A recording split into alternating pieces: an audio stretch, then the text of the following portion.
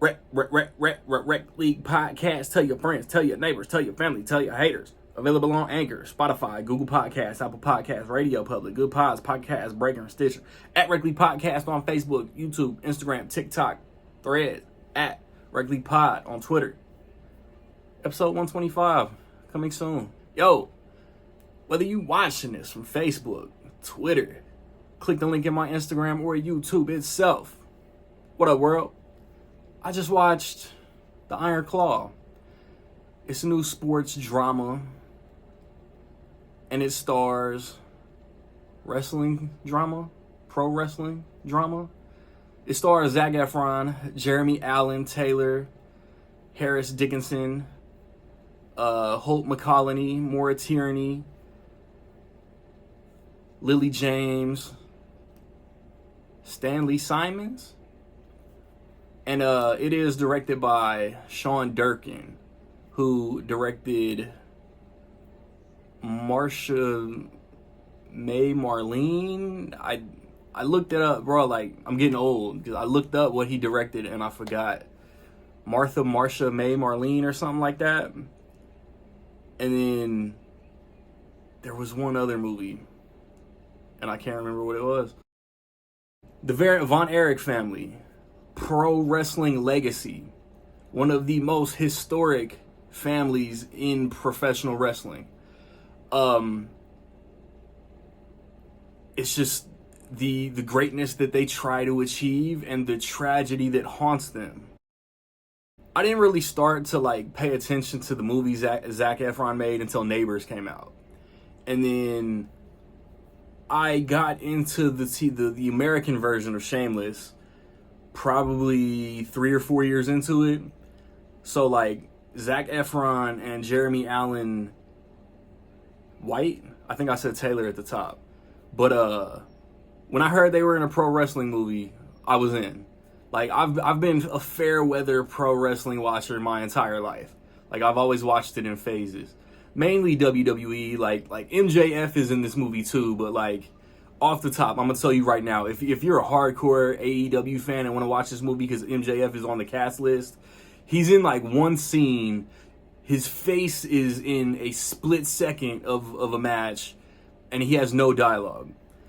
Same with Chavo Guerrero Jr. He's in one match toward the beginning, and he's basically putting over Zac Efron. So like pro wrestlers are in it. Pro wrestlers were on set, and all the pro wrestling looks great. All the choreography, the matches, all of it looks authentic. Like from I don't know. Like I feel like recently over the past couple days, these are the favorites to get nominated for these Oscars and those Oscars. I'm not an Oscar guy. Like, I pay attention because it's movie related, but I don't like get invested in the nominees and the winners. And I'm happy for like Michelle Yeoh winning, you know what I'm saying, for Will Smith finally winning. But like, I don't know if I'm the authority on who's Oscar worthy, but this is the best I've ever seen Zac Efron. Full committed. Like, he got in wrestling shape. Dude was jacked. And like, he has good chemistry with literally everybody he's in a scene with. Lily James, Jeremy Allen White, Holt McCallany, everybody. Harris Dickinson, everybody. So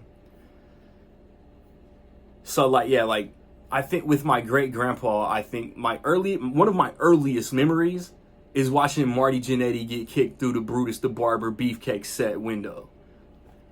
Like, I have vague memories of like Ultimate Warrior, Hogan, the Bushwhackers, but the Attitude Era, Stone Cold, The Rock, DX, WCW, Nitro, NWO, Goldberg, Wolfpack, DDP, and now like, I'm familiar with the Cenas and the Ortons and the Reigns' and the Rollins'. I'm familiar with wrestlers today. Cody Rhodes, Dusty was mentioned in this movie.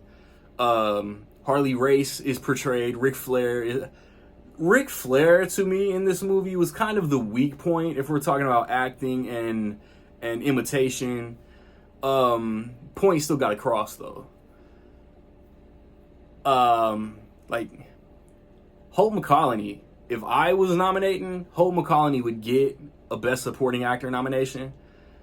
Cause like he committed. Like 10, 12, 13 years ago, he was on this show called Lights Out on FX. It was a boxing drama. I've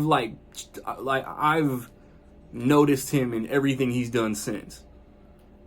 And every syllable of dialogue in this movie he feels like he's cutting a wrestling promo. He could be sitting around a dinner table with his family. After something sad happens, like, this is our legacy. This is what we have to do to achieve greatness. And like he's in character, committed. Like those stories you hear about the Undertaker. Undertaker was always in character. This dude was always thinking wrestling. So, like, he's the reason why this family is so historic. Like, the patriarch of the family. But then, things start to happen. I don't know how much really happened. I don't know how much... It starts off and it says inspired by a true story. So, I don't know what was switched, altered, changed to fit the Hollywood story. You know what I'm saying? Like, fit the plot. But, things happen... Holt McCallany, like, washes his hands of all responsibility on some narcissistic shit. And these things start to haunt Zac Efron. And it affects his personal life. And, like, the Jeremy Allen White character, something happens to him, and then something else happens to him. And it's like, how did this happen because of that? I'll never get it. I'll never understand. But yeah, like, I loved this movie. I, like, hope, just whether you're a fan of true stories, good acting, sports, if you're a wrestling fan, like, this has to be a must watch, right? I don't know where yet, but I don't know where it ranks yet, but this is one of my favorite movies all year.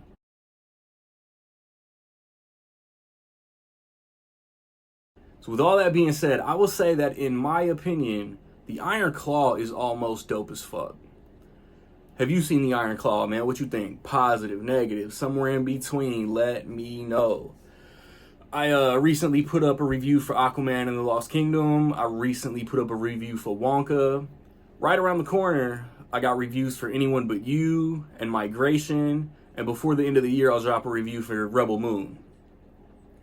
Favorite movies of the quarter, favorite movies of the year, most anticipated movies of the year, Blu-ray collection update. It is all on the way, man. Like, subscribe, comment. Find me where you find me, man. Don't know where to find me. Watch these credits. Peace.